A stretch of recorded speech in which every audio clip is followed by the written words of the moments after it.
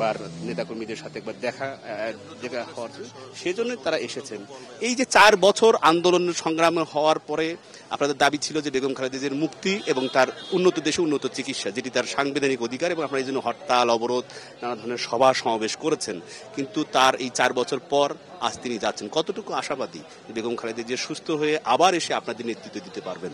এটা তো বাংলাদেশের প্রতিটা মানুষই আশা করছেন যে উনি আবার সুস্থ হয়ে বাংলাদেশে এসে নেতৃত্ব দেবেন, বাংলাদেশে এসে গণতন্ত্রকে প্রতিষ্ঠিত করবেন।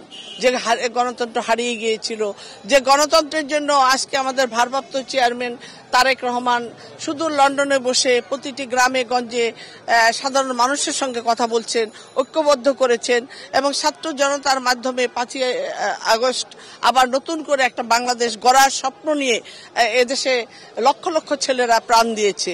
আজকে যে আমরা দাঁড়িয়ে আছি, আমাদের শহীদের রক্তের উপরে দাঁড়িয়ে আছি। আজকে আমরা আবু সাঈদের রক্তের উপরে দাঁড়িয়ে আছি, তার রক্তের উপরে দাঁড়িয়ে কথা বলছি। এবং আমি মনে করি সারা দেশবাসী এই আজকে একই কথাই বলবে, যেটা আল্লাহর রহমত ছিল। আল্লাহর তরফ থেকেই বেগম খালেদা জিয়ার উপরে এই রহমতটা হয়েছে, যার জন্য আজকে উনি সসম্মানে সৌদি আরব থেকে তাকে চার্টার্ড প্লেন পাঠানো হয়েছে, কতটা সম্মান তাকে দেওয়া হয়েছে, এবং তাকে দাওয়াত করেছেন তিনি যেন উমরা করেন ওখানে, সেজন্য তাকে দাওয়াত দেওয়া হয়েছে। সম্মান পেয়েছেন। আমরা জানি যে কাতারের আমিরের যে ব্যবহৃত যে বিশেষ এয়ার অ্যাম্বুলেন্স, সেটি বেগম খালেদা জিয়ার জন্য পাঠানো হয়েছে, এবং এই এয়ার অ্যাম্বুলেন্সে করেই, যেটি আসলে বিশ্বে এরকম এয়ার অ্যাম্বুলেন্স সাধারণত হাতে গোনা 4 থেকে 5টি দেশে রয়েছে, তার মধ্যে একটি কাতারের আমিরের জন্য ব্যবহৃত হয়। সেটি কাতার সরকার, কাতারের আমির, বাংলাদেশের সাবেক 3বারের প্রধানমন্ত্রী, বিএনপি চেয়ারপারসন বেগম খালেদা জিয়ার এই পরিস্থিতি, অর্থাৎ তার শারীরিক পরিস্থিতি যে অবনতি, সেই জন্যই সেটিকে তিনি দিয়েছেন। এবং তার সেই বিশেষায়িত এয়ার অ্যাম্বুলেন্সের সাথে 4 জন চিকিৎসক এসেছেন এবং 2 জন প্যারামেডিক এসেছেন। তারাও কিছুক্ষণের মধ্যেই বিএনপি চেয়ারপারসন বেগম খালেদা জিয়ার এই ভাড়া বাসা ফিরোজায় তারা আসবেন, এবং এরই মধ্যে ভাড়া বাসা এই ফিরোজায় ঢুকেছেন বিএনপি চেয়ারপারসনের ব্যক্তিগত চিকিৎসক এবং স্থায়ী কমিটির সদস্য ডাক্তার AZM জাহিদ হোসেন।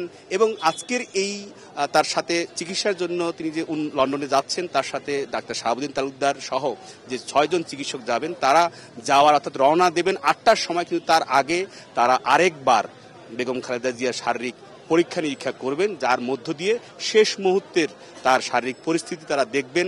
তারপর আবার গণমাধ্যমে কথা বলবেন যে খালেদা জিয়া ঠিক এই দীর্ঘ সময় বাংলাদেশ থেকে সরাসরি হিথ্রো বিমানবন্দরে যাওয়ার মতো তার শারীরিক পরিস্থিতি কতটুকু তিনি যোগ্য, ফিট, যেটি তিনি যেতে পারবেন, সেরকমই তারা দেখছেন। এবং হিথ্রো এয়ারপোর্টেও আমরা খবর পেয়েছি আমাদের লন্ডন করেসপন্ডেন্টের মাধ্যমে, তিনি জানিয়েছেন যে হিথ্রো এয়ারপোর্টে বিএনপির ভারপ্রাপ্ত চেয়ারম্যান তারেক রহমান এবং তার বিশেষ করে বিএনপি চেয়ারপারসন বেগম খালেদা জিয়ার পরিবারের অন্য সদস্যরা এবং লন্ডনে বিএনপির যারা নেতাকর্মী আছে, তারা সেই ধরনের প্রস্তুতি নিয়েছেন বেগম খালেদা জিয়াকে তারা অভ্যর্থনা জানানোর জন্য।